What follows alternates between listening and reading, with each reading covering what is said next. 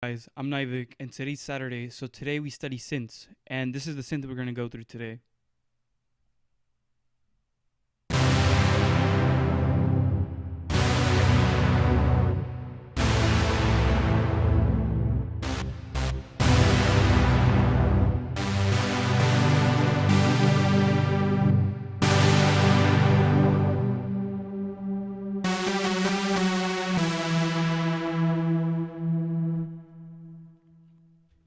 Okay, so this is actually a pretty simple synth. As you can see, we have two saw waves, and we're using a filter.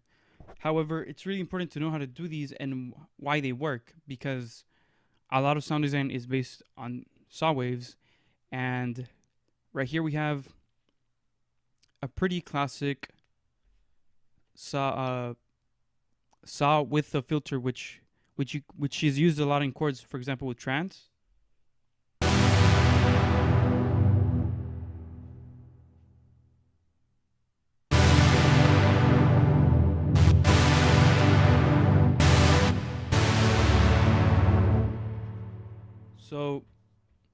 So now we're gonna go ahead and recreate the synth. So let's open up a new serum. Right over that one. So first off, open up your second oscillator and pitch that one down an octave.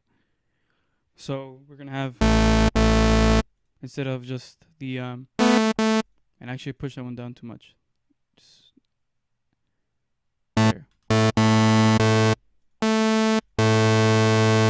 And then we're gonna add some unison, and on the lower tuned oscillator, I like to have an odd number, so we can have one saw always be in the center position. That way we can always hear that, and it's never it never gets screwed around, and we can always hear that in mono.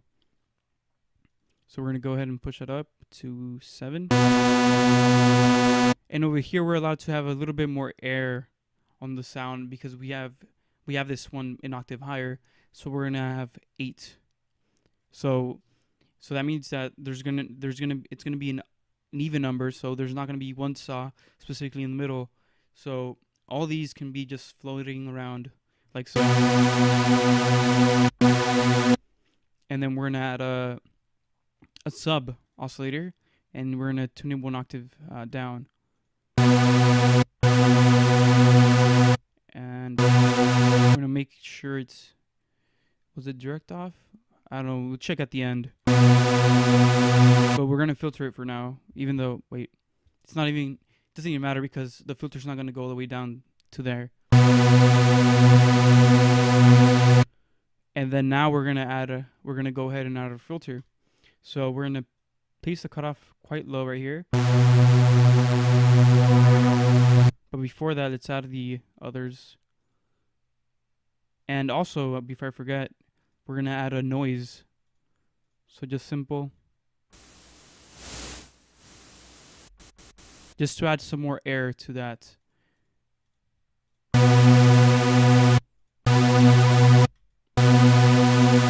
So you can tell that even though the level's not too high, it's only at 29%, you can hear that very clearly.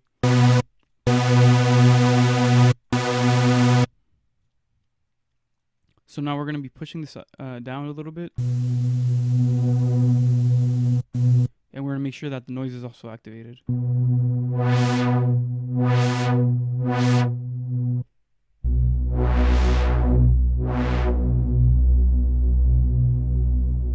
And what we're going to do now is we're going to put a modulation envelope on the cutoff filter, so that way it goes from being open to closed, and we can take off all those higher frequencies that we don't want for the sound. So we're just going to put one on here, and we're going to lower the sustain so the cutoff comes completely down. And then we're just going to push this a little bit longer and make this effect a little bit less dramatic. But again, if you want to, I'll go over this at the end towards the end of the video. You can make this a lot shorter and make it more plucky.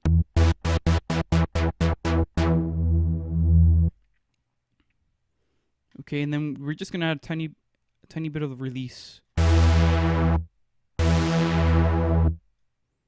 could also make it longer if you decide.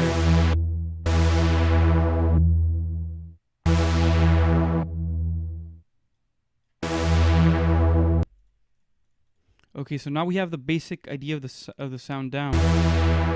So now we're gonna start going over some effects. So we're in the matrix. I mean, in the effects section, we're gonna add some hyperdimension.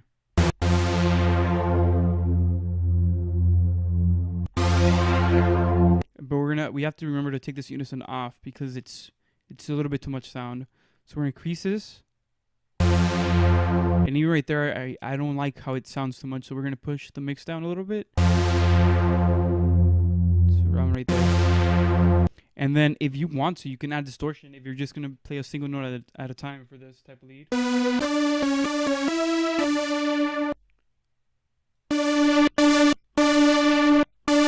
So we're just gonna push this mix knob down so you can add it if we desire.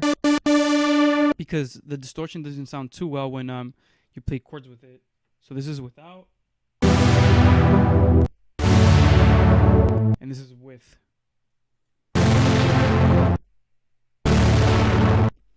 It doesn't sound good at all, and there's too much clipping, too much sound going on. We're gonna pull the master down a little bit. Get a little bit more of headroom.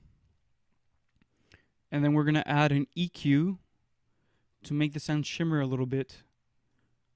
So we're gonna push that. We're gonna make sure that this zoom is down so we can get more frequencies to be affected by the positive by this increase in frequencies. And we're gonna push this over around 4 or 5K. But we're just gonna pull it down a little bit, make it a little bit rounder like that. And if we remove that, we can clearly see hear the shimmer.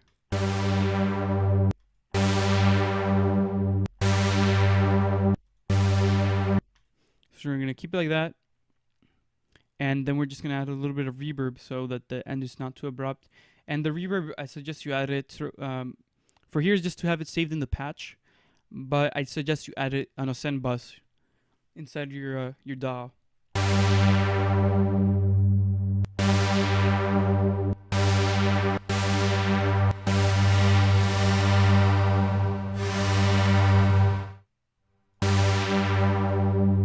And that's quite well.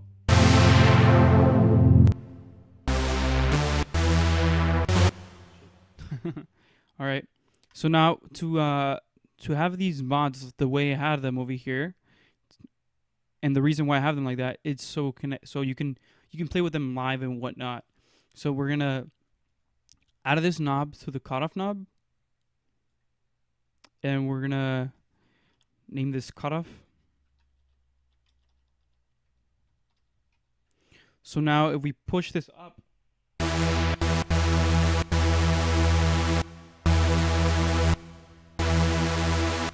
the cutoff is set so high that the envelope we have over here doesn't affect it anymore. When we push it down, it will affect it. As a matter of fact, if we push this all the way down and have it completely affect it,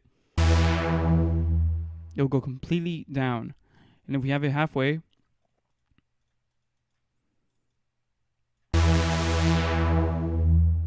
it will sound the same as earlier when we had this right here and did not have anything on the cutoff.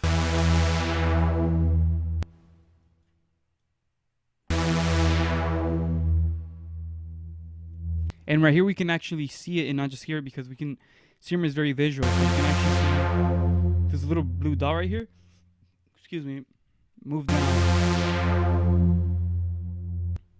So it's a very handy tool. And then the distortion, I added it to the patch again through the effects section, and we went to the mix knob and I pushed this all the way to 0% and pulled it up here and just dragged it down to probably 30%, because you don't want to overdo distortion here unless you want to, and you can just push this up higher. And then I'm just going to name this macro distortion.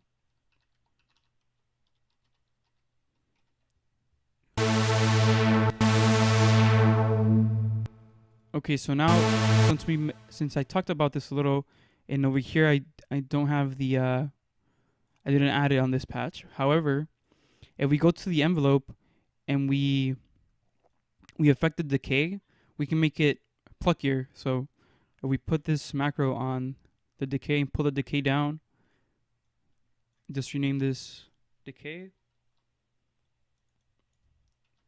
Filt decay. And we push this down. You'll hear that there's a little pop because the amount of time it takes for it to decay is so small that the saw wave itself doesn't have enough time to for its amplitude to go down, so we get that pop. It's similar to in Citrus when you have a square wave or a saw wave modulating another frequency. When you have a saw or a square wave frequency modulating another wave, and you get that little pop because it's it is not it doesn't it is cut off before it reaches that 0 point. Oops. Okay, back to the serum.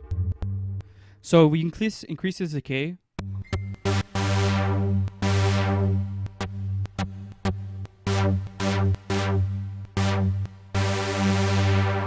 We'll begin to have the that effect that we had earlier. So if you play live, you can actually map these to your controller. For example, I'm gonna map it to my mod wheel over here on my Kai 61, and then I can map the filter decay to one of my knobs. So then if I play this,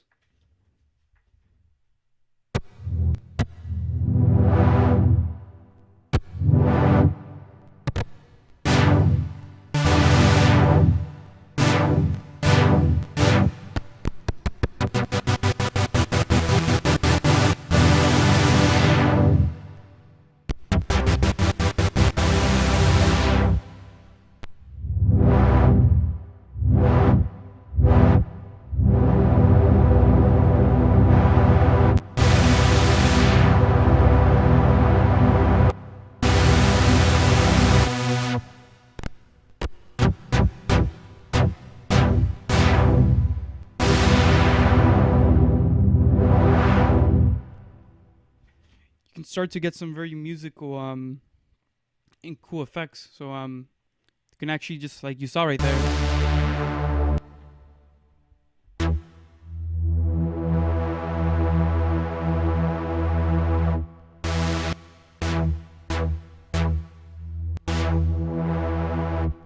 you can get pad sounds just by doing this, and that way you don't need to have a lot of patches of serum running in your computer. So you can just have one patch running through all these and have it be your pads, your chords, and your leads in different sections of your song.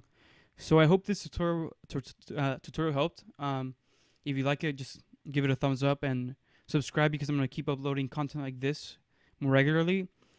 And I'm also going to have Spanish versions of these videos. So if you guys are Spanish speakers, make sure you subscribe and go down there and go down to the similar videos and find some of them, because I have some old ones as well. But thanks for watching again, guys, and I'll catch you guys on the next time, and let's go make some great music.